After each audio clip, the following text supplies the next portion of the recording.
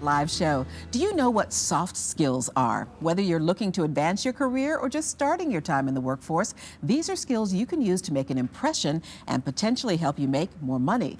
Richmond CPA Phil Umansky is here to explain what soft skills are and how to use them to your advantage. Good morning, Phil. Good to see you. Cheryl, good to be here. Let's start with an explanation. Exactly what are our soft skills? So our soft skills would be any skill that relates to how we interact either with the workplace, customers, or other employees of the entity. So like Jessica mentioned, being friendly. Being friendly is a great soft skill. And you know, one of the major things that employers will look at is the interview, because the interview really tells the employer whether that person has soft skills or not.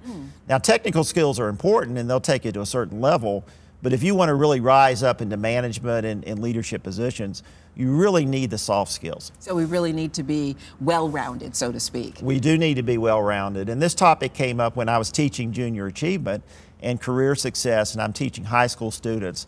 And we're talking to them about getting a foot in the workplace, and that the major concern that a lot of employers have is not necessarily the technical skills that students have, but also the soft skills. So they're demanding more soft skills from the younger students coming out of high school and college. So the technical skills would be the skills that were specific to your job. The soft skills are skills we need to get around in society. Absolutely, and also in the workplace. So for example, computer processing, maybe how you put in data, do you do it correctly? That would be a soft skill. I mean, that would be a hard skill. But a soft skill would be how you interrelate to maybe your manager or employees or customers. Well, let's talk about some of the soft skills, work ethic and ethics. Absolutely. You know, if you don't have ethics, then you can cost the company a lot of money through lawsuits. But a work ethic, now that doesn't necessarily mean you need to work hard all the time. You should always work hard. But it does mean going beyond the call of duty at times when it's needed, maybe a crunch situation in terms of the company. So being willing to work overtime, so to speak. Yes, absolutely. So absolutely. That's a soft skill. Yes.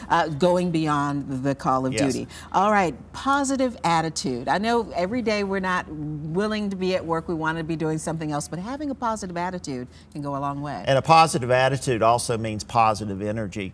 And you know, one of the things I like about this show, Nikki D. Ray, where's Nikki? She's over not there. in the studio Very right now. positive energy, you positive energy. There's so much positive energy on the set that is communicated to the customers, which is the viewers. And that really needs to be, I think, advocated in the workplace, is the positive energy that people can bring. And that kind of goes hand in hand with being a team player. Absolutely. Now, being a team player can be very difficult because when you go through school, you tend to do the work yourself, right? You know, you take the test yourself. But collaboration is extremely important. And so you've got to be able to work in groups, you've got to be able to work in teams, because that's where the workplace is going now. And that leads us to communication skills and being able to motivate people. Those are soft skills, but those are also leadership skills. Absolutely. Now, leadership skills is not completely different than soft skills. You do have a measure of authority, but leadership is really also about energizing other people. So you may have energy. It's going to be difficult to energize somebody unless you have energy.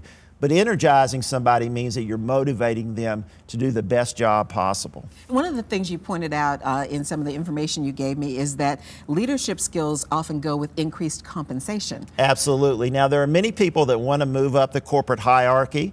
There's many people that just want to stay at sort of the position that they're at and have a career at that.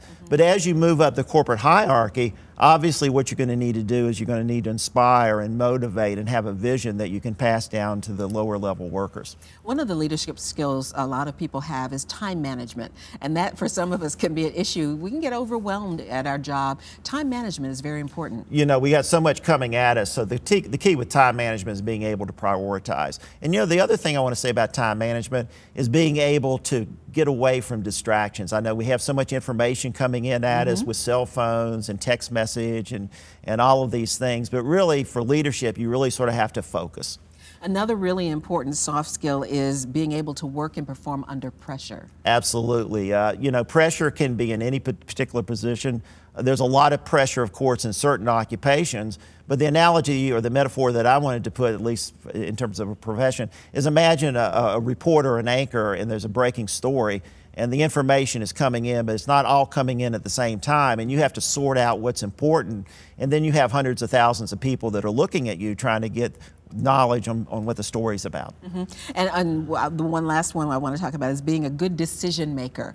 Absolutely. And making good decisions too. Those are two different things. Yeah, being a good decision maker, and really decision making is weighing the pros and cons of something. Sometimes it means not rushing a decision, but making good judgments and also listening to other people that can give you feedback in terms of recommendations related to the decision. So Phil, how are the best ways we can work and develop these soft skills? Well, the best way we can do is to do a lot of reading. There are so many great books on leadership. There's so many great individuals that have had leadership positions that write and talk about their trials and tribulations.